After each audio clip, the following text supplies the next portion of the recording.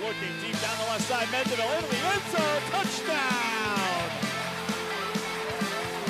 Down the sideline, still 40, 20 to the house. And the players streaming from the sideline to celebrate with 17 seconds left. Welcome everybody back to BVarsity Live. This is our preview show. I am your host, Trevor Horn, here in the downtown TVC studios. We are brought to you by Motor City, Buick GMC, and Grapevine MSP. I'm like a giddy little school kid today because not only do we have week 3 of football coming up, all fall sports around Kern County are really kind of rearing into form now, but it's there was about 10 college football games last weekend, but, tonight really kind of starts it off. There's about 15 games tonight, a bunch of games tomorrow night, and then obviously Saturday. I mean, it's one of those days where you wake up and you're like, okay, college football all day. And it starts tonight. Utah hosts Weber State. Derek Vickers, BHS and BC alum. He's on roster there at Utah finally as a senior, and, we'll sit and watch Pac-12 Network to see if Derek Vickers gets on the field in his first game for the Utes. Friday, Jordan Love is going to start off his first full season as a starting quarterback for the Aggies as they take on Michigan State. That game is going to be on the Big Ten Network at 4 p.m. So before you guys go out to Friday night football action, you can sit at home for a couple hours and watch Jordan Love play college football at Michigan State in front of 95,000 people. Nevada's hosting Portland State. That means Asani Rufus is back for the Wolfpack in his final season. The BHS senior graduate who is now a senior at Nevada, looking to get, he's back after that gruesome injury at Boise State last year. He's back and he's going to play football for his final year. And then Colorado State hosts Colorado in the in the Mile High Bowl, if you will, Friday on CBS Sports Network at 6:30. Braylon Scott had 10 tackles in a loss to Hawaii last week for Colorado State, so he's back. Another Liberty guy. Oh, by the way, we got a Liberty guy here in studio too. He's checking his phone right now. We're going to talk to him at 2:10.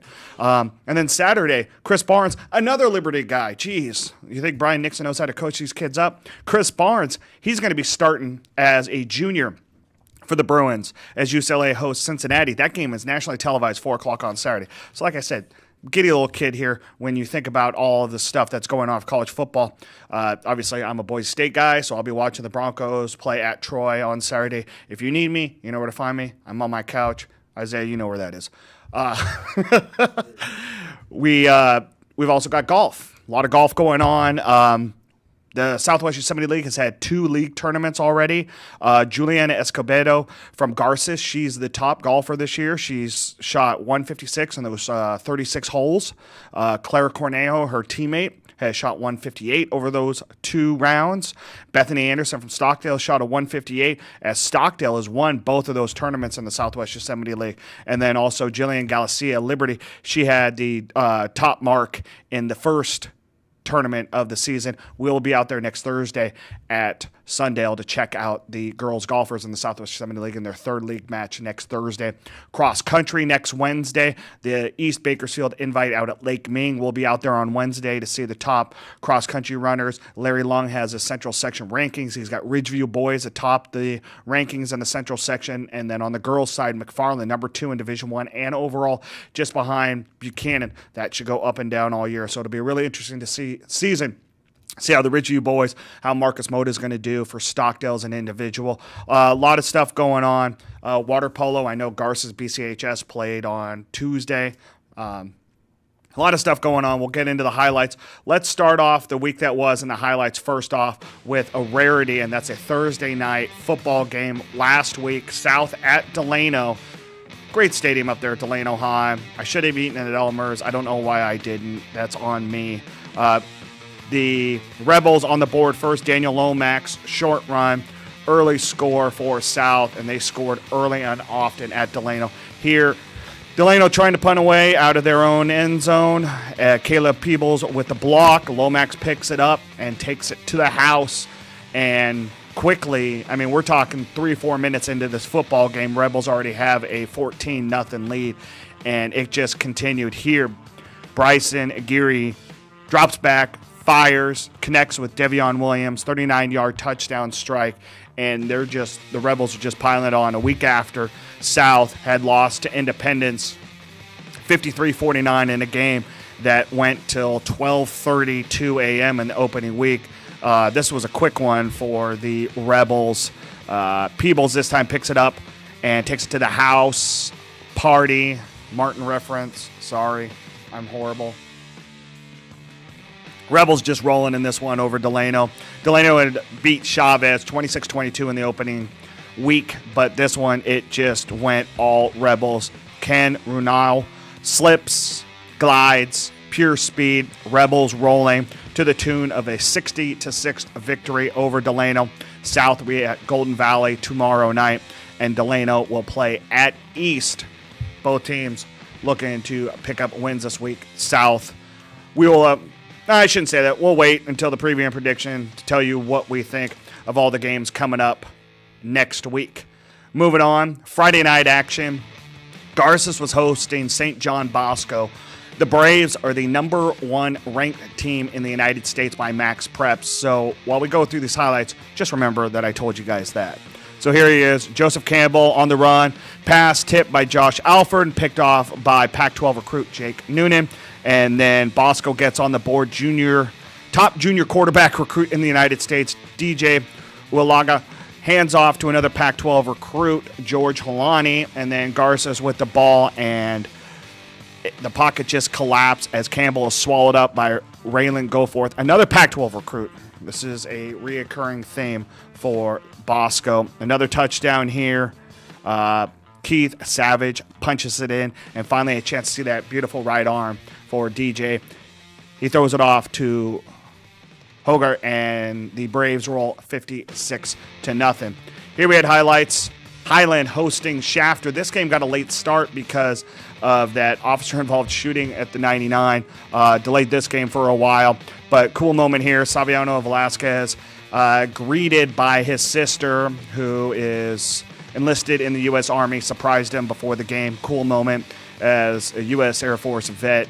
Those moments always get the best of me. Here, A.J. Cleveland connects with Shabazz Mohammed for the score as the Scots take an early 7-0 lead over the Generals.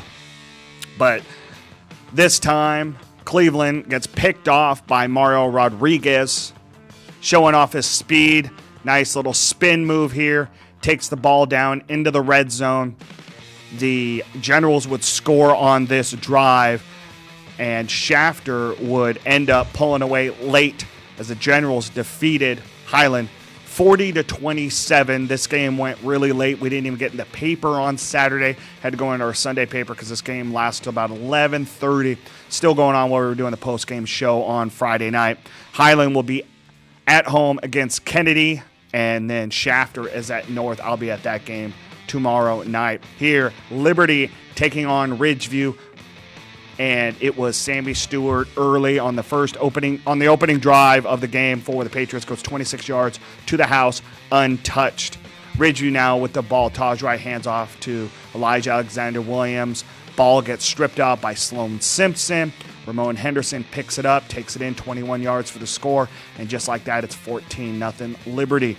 The Patriots coming off a 34-10 loss to Mission Viejo, a team ranked number 7 in the state by Cal Preps and Cal High Sports. Really kind of take it to Ridgeview in this one. Hector Gonzalez drops back, fires.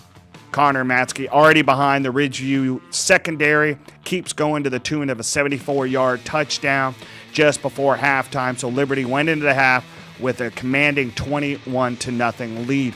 Ridgeview had a chance to get on the board to start the third quarter. A fumble on the kickoff return after halftime. Liberty picks it up. 2 plays later, Sammy Stewart into the end zone for a second touchdown of the game. And this was all Liberty, ladies and gentlemen. Ridgeview held to just 62 total yards of offense as Liberty won 38-0.